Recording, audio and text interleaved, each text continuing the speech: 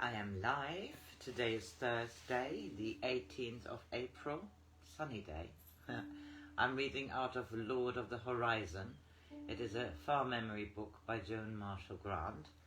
She passed away in 1989, and this is one of her 7 novels or books she wrote, her reincarnation journeys. We are here in the 4th part of this book, at chapter 2, VIZIER of Egypt. I never know if it's VIZIER or VIZIER. Anyway, he seems to be the main accountant. 3 years later, the Vizier came to the Oryx on his way to the first cataract, where he was to open, in the name of Pharaoh, a stone quarry which had been unworked for centuries. As it was customary for any bearer of the royal seal to stay with the nomarchs through whose lands he passed, I attached no particular importance to his arrival, so I was surprised when he said, "I'm glad of this opportunity to discuss with you certain urgent matters." He paused and then added with deliberation, "I have reason to believe that I shall shortly find myself unable to continue my work, owing to ill health." He was only 55 years of age and appeared to be at the height of his powers, so I said, "I find it difficult to believe that there are not many years in which you will continue to work for Egypt. If your body has recently given you cause for anxiety, I suggest you remain here as my guest, so as to avail yourself of the skill of those who heal our people at the horizon of Horus. I did not say that I'm ill, only that in the immediate future I expect to resign from my duties for reasons which will be attributed to failing strength. Surely you have not fallen under the influence of some foreign soothsayer who pretends to be able to foretell a future which he says is not in your powers to change? In thinking that, you do me an injustice, Ra-Ab Hotep. It is my duty to serve Pharaoh. When I can no longer do so in a manner which pleases him, my last service will be to relieve him from the embarrassment of my dismissal." Dismissal? How could he dismiss one who is renowned for his loyalty, both to the royal house and to the watchers? The Vizier sighed. Loyalty is not enough when one's master has ceased to believe in one's integrity. I know that to you I can speak in confidence, for you have always been Amenemhet's friend. For some reason which I do not understand, Pharaoh no longer trusts even those who are most faithful to him. He acts like a man fearing assassination. Once there were guards only at the gates of the palace.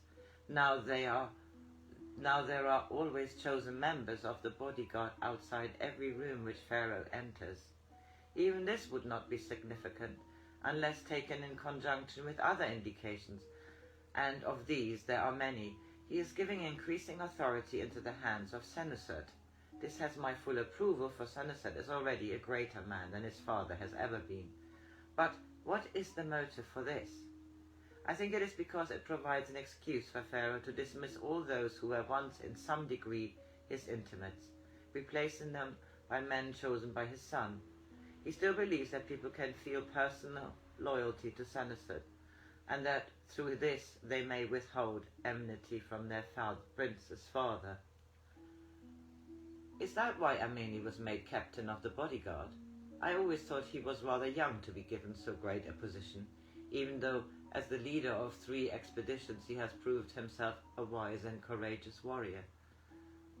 Amenemhet is worthy of his rank, otherwise Senusert would not have chosen him, even though they are as brothers. Senusert chose him? Yes, Pharaoh avoids making any decision which can safely be relegated to his son. I think he is afraid of being attacked, because he is Pharaoh. He's trying to merge into the background, so that Senusert becomes the central figure on the stage, the central figure who would suffer if there should be a revolution. I was horrified to hear him talk so calmly of revolution. Who would revolt against the rule which has brought peace to the 2 lands? It would not be a successful rising, for it is against the will of the great majority of our people. I warned you before Senusert became co-ruler that there is a faction in the north who would like Senusert Pharaoh to wear the double crown. Have you warned Senusert? Yes, he keeps himself fully informed, and he is convinced that his half-brother is not a source of danger so long as their father is alive. And when Pharaoh dies, Senusert has promised to guard himself, though he refuses to take the danger seriously. He says they are friends as well as half-brothers, that they have nothing to fear from each other. I was alarmed for Senusert, though had I been able to see 7 years into the future, I would have known that Senusert's judgment was wiser than mine. Rather than become a focus of unrest in the north, Pharaoh fled into voluntary exile when news was received of Amenemhet's death. The princes were on an expedition against the barbarians of the western desert, and so Amenemhet, his only confidant, Pharaoh said, "If Senusert had guarded his heart against me, I might have listened to the voice of ambition, which urged me to become Pharaoh in his stead. But he trusted me, and once he saved my life in battle at the risk of his own. Now I can best serve him by my absence. I shall be lonely for Egypt, Amenemhet, until I make a life for myself among the foreigners. Perhaps when I'm old I shall ask leave to return, and I know that Senusert would welcome me as though we had been parted only for a day instead of for half a lifetime."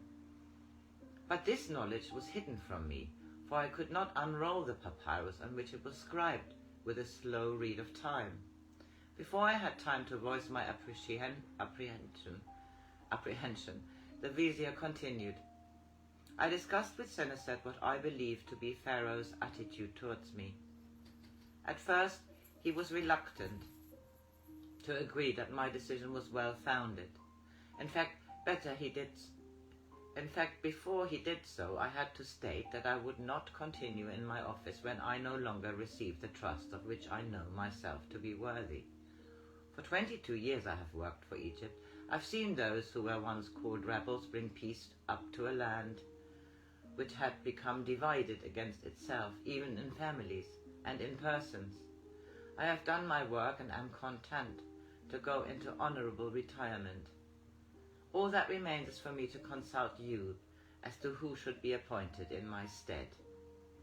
Has Senusert expressed any preferences in the choice of the new vizier? Yes, were the decision his alone, he would appoint the nomarch of the hair. Neri is your daughter's husband, and you have known him since childhood. What is your opinion? I long to say that some other man should be chosen. Neri and Becket shared a rich happiness with their people. Why should the hair be deprived of the presence of its nomarch? Why should Neri accept responsibility, which though wider in scope were so impersonal in character? If Pharaoh could betray a man who had served him faithfully for more than 20 years, why should he trust Neri? His unwarranted suspicion might destroy what Becket and her husband had created, a tranquility which was shining and complete. Perhaps I failed to conceal my thoughts, or were they so natural to a father that it needed no insight to know them? Senusert told me that unless you agree, no word of this plan is to reach Neri. Senusert knows that he is asking for a great sacrifice. The happiness of the nomarchs of the heir cannot be increased by honors. Surely I had the right to protect my daughter? Was not even Senusert himself warning me to do so? Hear me a little longer before you give your decision, Ra-Ab Hotep. Believe that it is not easy for me to ask a young man to take up a burden which has proved too heavy for me to carry. Patakifa asked me to tell you how greatly she longs for Becket and Neri to join them. The Prince Senusert needs friends at his side, nearly as much as he will when he is Pharaoh. In the royal city there is only Amenemhet who knows the Senusert of the Oryx. To the other nobles he is always the co-ruler, even though he treats them as his equals. The voice of the vizier was unwarmed by emotion, yet I noticed he clasped his wine cup so tightly that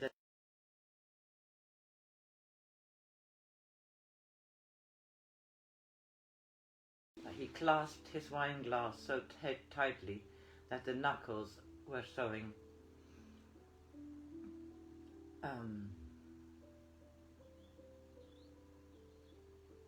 under his wrinkled skin. Egypt needs a vizier from the future Pharaoh whom the future Pharaoh can trust as he would a brother in Ra. Egypt, not only Senusert. You have deprived me of the weapons with which I hope to protect the peace of my children. Then I may go to Neri to ask whether he will agree to be declared my successor in the royal city on the first day of the 3rd month of the harvest. That is in 60 days. Must it be so soon? I dare not strain Amenemhet's failing confidence any longer. Then, very gently, he asked, Ra-Ab, may I go to the hair? I hope I did not show how much it cost me to say, my barge shall be ready to take you there at dawn. So that was the end of the 2nd chapter. Have a good Thursday.